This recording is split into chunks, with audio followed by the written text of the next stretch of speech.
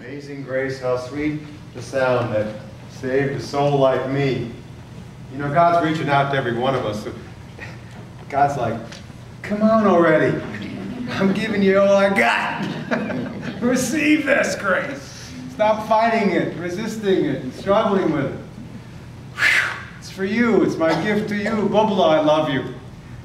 I'm wondering, with me being so close, if it's gonna, I didn't get my nose hairs this morning. We gonna be okay with me here? Okay. I knew I should have gotten those nose hairs. As you get older, you need to shave everywhere. My chest, my ears, everything. You got hair growing all around you. Too much information, Maureen just said. But there's no second service to declare null and void a third, so we'll have to go with it. I want to have a lesson summation just up for a moment and start with this. It comes from Larry Rosenberg, called The Right to Ask Questions. When we're here at Unity, we don't ask you to check your brain out in the parking lot. We want you to come and have questions. Ask your questions.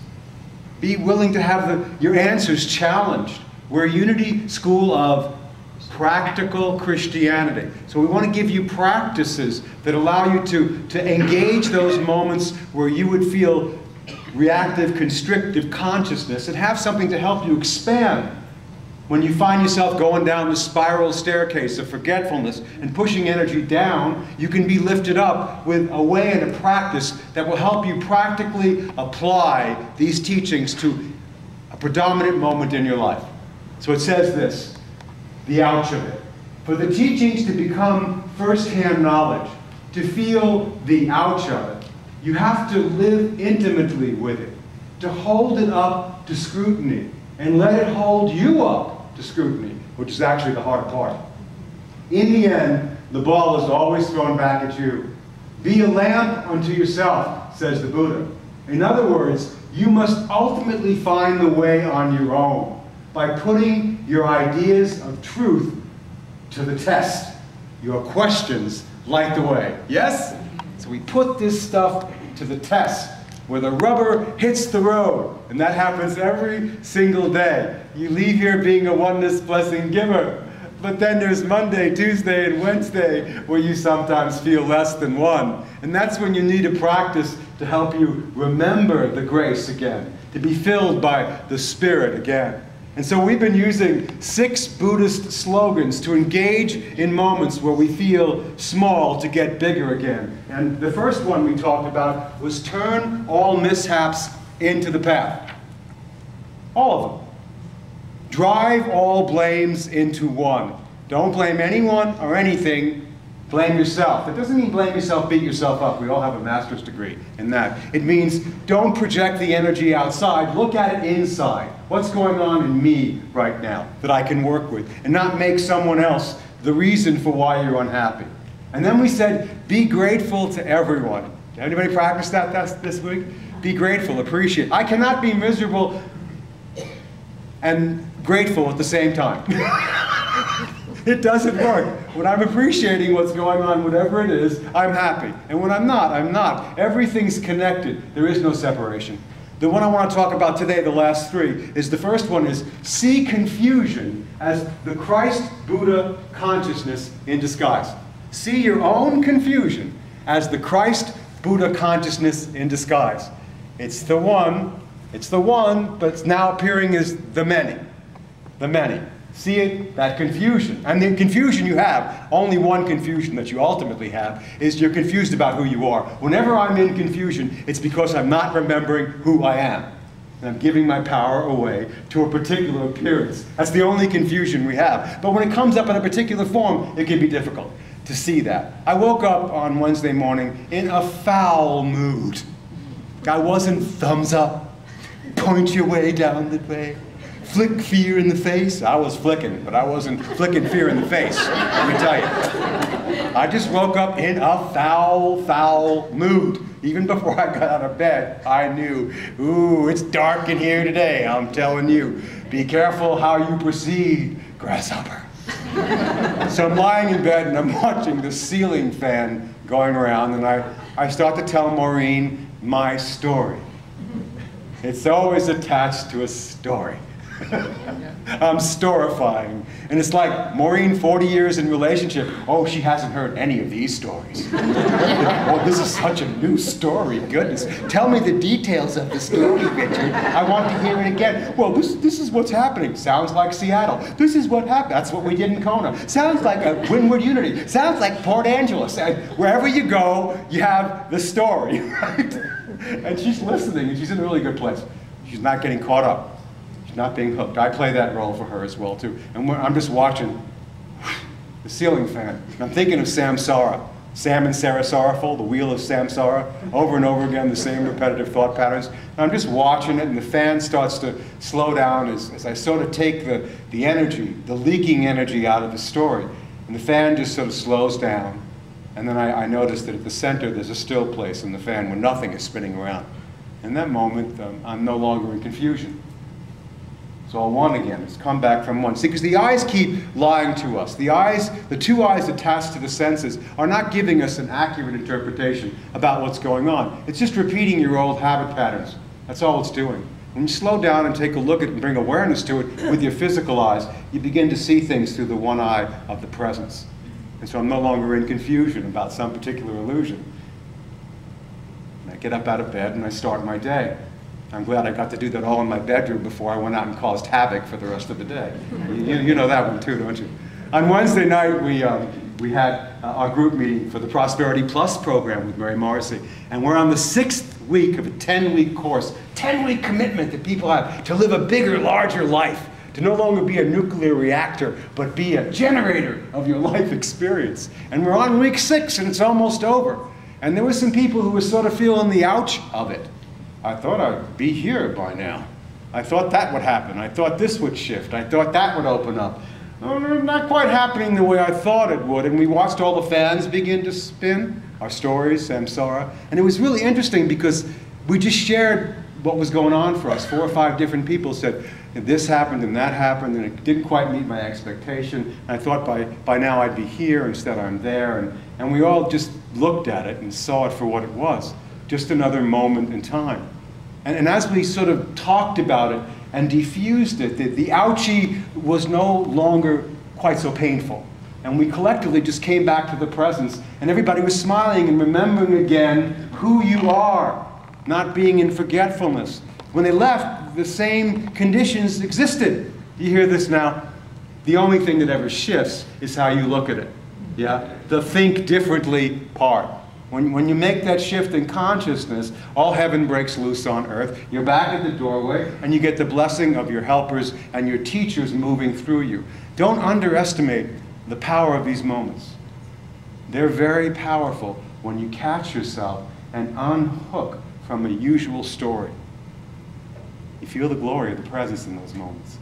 They're very, very, very, very, very powerful moments. See all confusion as Buddha Christ consciousness in disguise. The next one is actually a 4-parter. I love this. Do good, avoid evil, appreciate your lunacy, and pray for help.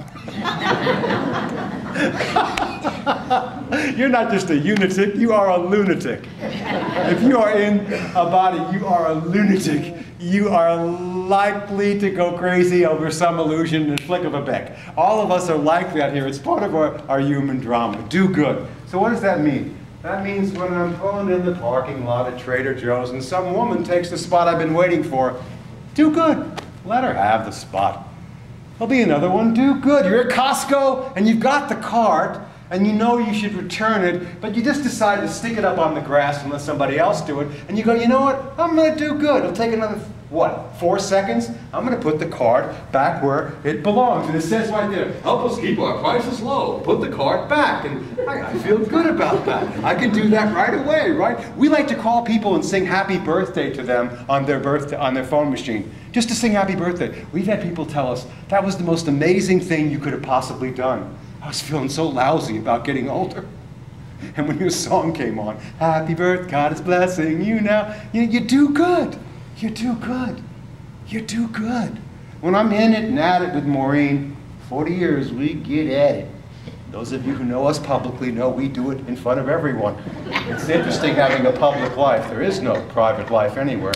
We're doing this in front of lots of people all the time. And if I'm in a mind where I want to do good, I can just go over to her body, and I know where the spot of tension is, because I helped put it there. There it is. I go, yes, there it is. It's all. And I just start I rub her, and I crunch, a bunch of Fritos, corn chips, Rice Krispies right here. And I do that to her, and I immediately relax myself. Do you feel that? Because we're all one. There really is nobody here but us. There's a oneness. So do good, do good. Avoid evil. Avoid evil. What does that mean? Evil is just live spelled backwards. That's a whole other talk. But when you watch what you're saying, you notice the effect that it has on people. Like I said to the kids for their Sunday school lesson last week, notice the effect your words have on people. If it's bringing someone sadness or suffering, well then make correction as quickly as you can. I'm really kind of sorry I said that, and I didn't mean to intentionally or unintentionally hurt you in any way. You get to see the immediate feedback loop of that. So avoid those moments, and the best you can on a good day, apologize if you bring suffering to someone. And a lot of times I'll think I brought suffering onto somebody, and the truth is they didn't even notice it because it's not about me anyway. My words had no effect on them, but I wanted to be clean for myself. So that's that one. And my favorite one is appreciate your lunacy. Bow down to your lunacy. Just bow down to it. There I am doing that and saying this again. Don't hide from it. Bhagavan says accept it. If you can just accept what is, bliss will be released in you. So it doesn't mean you don't want it to change. It means you see it when it shows up. It's part of your thing that makes you human. Your forgetfulness. Bow to the misery or the pain that you're causing yourself by being forgetful of who you are. You bow to it. You say, I see you. I don't have to spend the rest of my day worshiping you. I can get over with bowing to you now. That's called blessing your enemies, your thoughts of enmity, and those who would despicably use you, because no one's using you. You're using your moment to give a gift to yourself.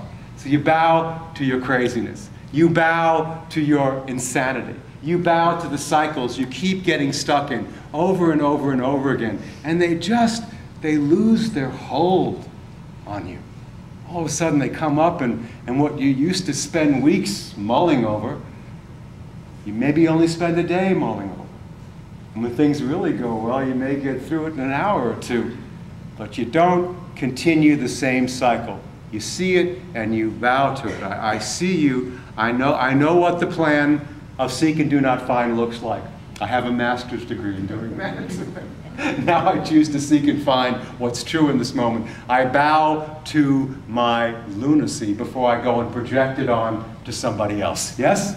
So that's appreciating your lunacy and how crazy you are. And the more you're in touch with it in you, the more you'll see it in other people. And you'll be able to, not in their face, sort of laugh and going, ooh, is that what I look like when I'm that caught up? Maureen could have laughed at me when I said, well, you know what's going on here at this thing. I just had this situation. And she's sitting there watching this lunatic do what he's done for the last 40 years. Well, that's such a different story, Richard. She didn't. She just went, it sounds familiar. I think I've heard this before. You're the same lunatic with different details. Okay? Those things are not going to go away, right? They're not going to go away. It's your personality. It's my body and my ego. It's not all who I am, but I want to be familiar with it. I want to bow to it and not get so caught up in it. Because the truth is, everyone graduates here on this plane. Everybody does. Because we've never left home. We're just dreaming ourselves separate from the source. Do you know that? This really is a dream. You get that? It's a dream. It's a dream. Look in the mirror. What's happening to the dream body? It's getting older every day. You look good, but you're getting older. Because it's temporary. It's a dream. We come from oneness. We're spiritual beings, and the body that we're in is only a moment in time, friends. It's going to disappear. What you truly are can never be hurt or altered or changed in any way, in any one moment that you can engage that. Come home to who you truly are. You bring heaven on earth. You do it just not for yourself, but your energy and your relationship with others changes and shifts as well. Everybody graduates. There's really no rush. You can never be lost because God's constantly finding you with the blessing. God's looking for you. What were you doing? You got lost again. It's okay. I love you. Welcome back. Maureen's poem. Hey, I love you. I've been with you always. You just were hiding from me. You cannot ever be lost from me. You are my beloved. In that moment, there's this collusion of the Spirit moving through you, and then everything changes and everything's exactly the same. But you're grateful and filled with grace just to be alive for another day. It's a schoolroom. Everybody graduates. You can stay in kindergarten as much as you like. Do you want to keep repeating the first grade, the second grade, the third grade? Go right ahead. You get your little butt slapped in a hospital room, and you'll be back on the other side of what you didn't work out last time. The people of things you hated the most will be the things that will hate you the most. And finally you'll go, enough with this craziness. I want to awaken to the joy and the glory and the oneness that I am. And then you engage the practice with the help of your teachers every step of the way. And so now we go to the last one, which really brings us back to the first one. Number 6 slogan. Whatever you meet is the path. We go from turn all mishaps into the path, number 1, to number 6. Whatever you meet, it's a holy encounter with your own divine self. You keep meeting yourself over and over and over again. You'll either bless or curse yourself, but in others you find yourself or lose yourself. That's from A Course in Miracles. Everything you meet is the path. You're on the path of awakening. You cannot fail. God's verdict has already been given. Not guilty, innocent, loved by me forever. Welcome home. What have you been waiting for? So let's go to the lesson summation. I'll stop screaming at you for a moment. I know I'm getting overdone here, but for the teachings to become, well, let's go back to the first one. For the teachings to become first-hand knowledge, we need to feel the ouch of it. You're not doing something wrong if you feel the ouch of it, the sting of separation. And if you can feel it when it's a small little cut in you, you're less likely to have to bleed all over everybody else with your story, which they've heard already. To feel the ouch of it, you have to live intimately with it, to hold it up to scrutiny and let it hold you up to scrutiny. In the end, the ball is always thrown back at you. Be a lamp unto yourself, says the Buddha. In other words, you must ultimately find the way on your own by putting your ideas of truth to the test. Your questions light the way. And it's real important that it's not only about taking the ball and bringing it to yourself. It's about realizing that the bases are loaded with helpers. Yeah. You got a first base coach, a second base coach, and a third base coach. That's where you get to pray for help. Your coaches are on every single plate, and they're waiting to give you instructions to help you see what you're not seeing. Look, go right, go left, don't run, stop. The help is there. The coaching staff is filled, waiting to help you see what you cannot see, know what you cannot know, and make the right moves. All we need to do is engage them. Whoever you call them, don't be afraid to ask them for the help that you need when you need it. Next one, please. When something makes you go ouch, or you make somebody else go ouch, we don't run from those feelings. We use those moments to turn our difficulties into the path. If you practice only when things go well, you're going to miss great opportunities for growth. If you can open up your heart even more in the face of serious setbacks, you have achieved the most prized of all spiritual accomplishments, the ability to continuously deepen your strength and love, no matter what's happening. Yeah, finally this. Don't be afraid to share your present ouchie with the beloved. You remember we used to go to your mommy and say, Mommy, I got hurt, I've got a boo. What would Mommy do? Because it make it better. Oh, and all of a sudden the boo-boo will go away. It would be so much better. God wants to kiss your boo-boo. Oh, sweetie, I know you're suffering. You don't remember who you are, and you think you're this condition and this circumstance. Oh, baby, I love you. It's okay. Don't live in the pain of it. Give it to me when it's small, so it doesn't need to become large. Let me kiss your ouchie and make you better, because everyone steps up to the plate every single day. And I don't know where I'm getting these analogies from. I really don't like baseball, but they just came to me. You're standing on the plate, right? And you're there, and you're about to hit the ball, and you've got helpers on first base, second base, and third base. But the most important helper that you got is the one on home plate. That's the one who's welcoming you home. That's the one that doesn't care if you strike out, doesn't care if you fall, doesn't care if you get hurt. When you come around that plate and come back home, you'll be welcomed. Good job!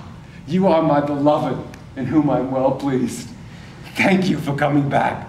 I've missed you. Where you've been so long. Let me give you a big kiss and welcome you back. Practice, my friends. Practice as you play on the field of your life. Not just for yourself, but for the benefit of all beings everywhere. Namaste.